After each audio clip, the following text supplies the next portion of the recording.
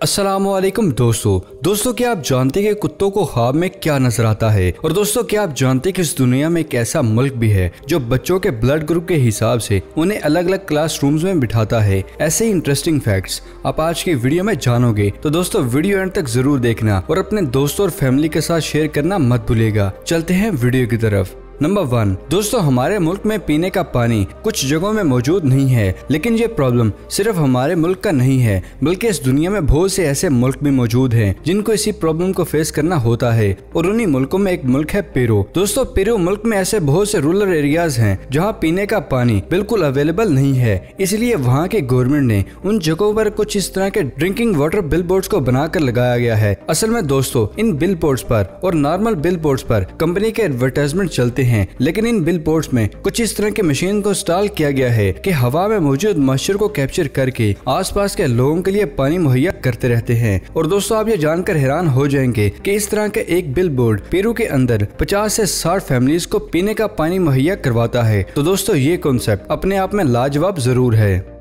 Number 2, क्या आप जानते हैं कि जापान में बड़े बड़े लोगों का ऐसा मानना है इंसान का ब्लड ग्रुप उनकी पर्सनैलिटी के बारे में बहुत कुछ बताता है। आगे बताने से पहले आप इस चैट को देखें जहां पर ब्लड ग्रुप के सामने उनकी रेशो और क्वालिटीज देखने को मिलेंगी। ये जापान की ब्लड ग्रुप थ्योरी चैट है। जापान का कहना है कि उन लोगों ने बहुत सालों की रिसर्च से ये रिजल्ट निकाला है कि जिन ब्लड ग्रुप के इंसान में कौन सी क्वालिटीज इनबिल्ट होती हैं, और यही वो क्वालिटीज हैं जिसकी वजह से जापान में बच्चों को भी अलग अलग ब्लड ग्रुप के हिसाब से अलग अलग क्लासरूम और ग्रुप्स में रखा जाता है। सिर्फ इतना ही नहीं, बात अगर जापान में जॉब्स की जाए तो जापान में आपकी जॉब की प्रेफरेंस आपकी क्वालिफिकेशन के साथ साथ आपका ब्लड ग्रुप भी बहुत मैटर करता है। आपको सुनने में काफी अजीब लगा होगा, और दोस्तों जापान में शादी से पहले कपल्स के ब्लड ग्रुप को मिलाया जाता है। और इसी चीज के लिए जापान में चैट भी मौजूद है जहाँ पर इनकी रिसर्च से ये बात सामने आई है कि अगर ए पॉजिटिव वाले ग्रुप की शादी बी पॉजिटिव या ए पॉजिटिव वाले ग्रुप से होगी तो उनका रिश्ता कैसे चलेगा। आई डोंट नो ये चीज सही है या गलत, पर यह चीज जापान में होती जरूर है।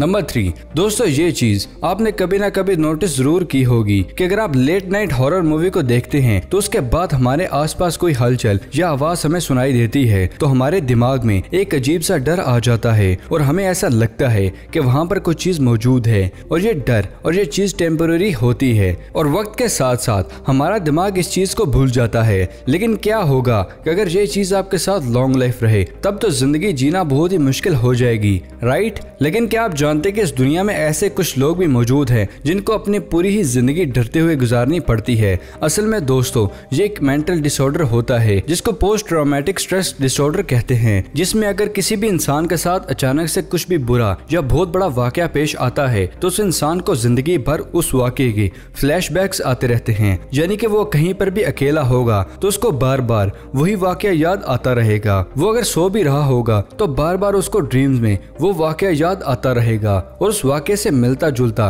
कोई भी सस्पेक्ट देख लेता है तो उस कंडीशन में बहुत बड़े चांसेस होते हैं, जिसकी वजह से उस इंसान को हार्ट अटैक के चांसेस भी हो सकते हैं। और इसी वजह से इस मेंटल डिसऑर्डर को काफी ज्यादा खतरनाक भी माना जाता है। नंबर 4, क्या आप जानते कि जब साल 2002 में स्पाइडरमैन को इस पूरी दुनिया के सामने रिलीज हुई थी तो उस मूवी की दीवानगी यूथ में अलग ही लेवल पर थी। और इसी का एक प्रूफ भी आपको कनाडा में मिलता है। दोस्तों कनाडा के एक सिटी ओशामा में किसी भी दरख्त पर आप चढ़ नहीं सकते। ऐसा सिर्फ इसलिए किया था कि जैसे ही स्पाइडरमैन मूवी को कनाडा में रिलीज किया गया था तो वहाँ के यूथ खुद को स्पाइडरमैन समझकर दरख्तों पर चढ़ जाते थे और वो एक दरख्त से दूसरे दरख्त पर जंप कर जाया करते थे, जिसकी वजह से वो खुद को और यहाँ के दरख्तों को काफी डैमेज करते थे। और इसी चीज को खत्म करने के लिए कैनेडियन गवर्नमेंट ने एक न्यू लॉ बनाया था जिसमें आप कभी भी दरख्त पर चढ़ नहीं सकते, भले ही आपकी काइट या कोई भी चीज दरख्त पर अटक क्यों ना गई हो। और अगर ऐसा होता है तो इस कंडीशन में कोई भी चीज दरख्त पर अटक जाती है तो वो दरख्त की प्रॉपर्टी मानी जाती है। और अगर आप इस लॉ को तोड़ते हैं तो आपको अप्रोक्सीमेटली 20,000 तक का फाइन होता है। नंबर 5 दोस्तों, क्या आप जानते हैं कुत्तों को ख्वाब में क्या नजर आता है। असल में दोस्तों बहुत लंबे अरसे तक लोग ऐसा सोचते आए थे कि डॉग्स कभी भी ड्रीम्स को नहीं देखते, लेकिन फिर जब न्यूरोलॉजिस्ट ने ये रिसर्च करके बताया कि डॉग्स भी इंसानों की तरह ही ड्रीम्स देखते हैं तो बहुत से लोगों ने ये कहना स्टार्ट कर दिया कि ख्वाब में किसी भूत या चुड़ैल को ख्वाबों में देखते होंगे। क्या वाकई डॉग्स ड्रीम को देखते हैं? अगर वाकई डॉग्स ख्वाबों को देखते हैं तो हकीकत में एक कुत्ता ख्वाब में क्या देखता है? तो दोस्तों आज इस फैक्ट में मैं आपको ये बता देता हूँ, असल में कोई भी इंसान या डॉग अपने ड्रीम में क्या देख रहा है, इस बात का पता लगाना तब तक इम्पॉसिबल माना जाता है जब तक इस दुनिया के सामने fMRI की टेक्नोलॉजी आई थी। असल में दोस्तों fMRI यानी कि फंक्शन मैग्नेटिक रिसोर्स इमेजिंग एक ऐसी टेक्नोलॉजी है जिसमें ह्यूमन ब्रेन में छोटे से छोटे चेंजेस को रिकॉर्ड करके उसका एक परफेक्ट पैटर्न बनाते हैं और इन पैटर्न को रिकॉर्ड करके उनको डीकोड करके लोगों के सामने कुछ ऐसी इमेज को रखता है जिसके थ्रू हमें ये पता चलता है कि हकीकत में कोई भी इंसान या एनिमल सोते वक्त अपने ख्वाब में क्या देखता है। और उसी बिना पर दुनिया भर के बड़े बड़े न्यूरोलॉजिस्ट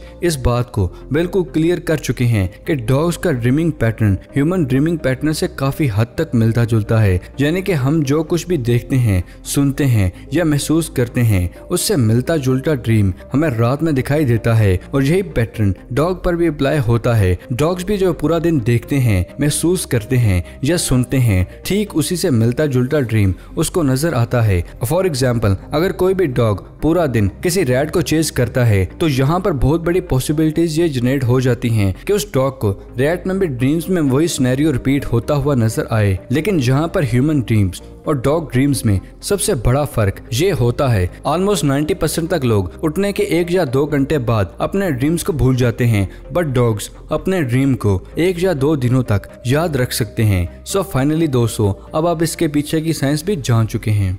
नंबर 6 दोस्तों, इस वीडियो क्लिप को देखें जहां पर इस लेडी ने जग पर लिड लगाकर उसको उल्टा किया है तो वो लिड जार से चिपक जाता है और जैसे ही उस लिड को हटाया जाता है तो जार में मौजूद पानी जार में ही रहता है। लेकिन आखिर ऐसे कैसे हो रहा है? असल में दोस्तों, जब भी जार में पानी को भरा जाता है तो उस वक्त जार में 2 चीजें मौजूद होती हैं, एक चीज एयर और दूसरी चीज एयर मौजूद होती है। और जैसे ही किसी जार के मुंह को टाइट लिड से बंद किया जाता है तो पानी से नीचे जार की तरफ शिफ्ट होता तो एयर जार बॉटम की तरफ शिफ्ट हो जाता है, जिसकी वजह से जार के अंदर का प्रेशर कम हो जाता है और फिर सारा मैजिक स्टार्ट होता है। दोस्तों, किसी भी जार के अंदर का प्रेशर एटमॉस्फेरिक जार प्रेशर से कम होता है, तो एटमॉस्फेरिक एयर प्रेशर में हुए इस चेंज की वजह से हाई लो प्रेशर की तरफ से शिफ्ट होने लगती है, जिसकी वजह से वो जार में एंट्री लेने के लिए वो जार के मुंह से बाहर की अंदर की तरफ प्रेशर लगाने लगती है। और अगर यह प्रेशर ग्रेविटेशनल प्रेशर से ज्यादा होता है तो यही एयर प्रेशर जार के लिड को जार से चिपका ही रहता है।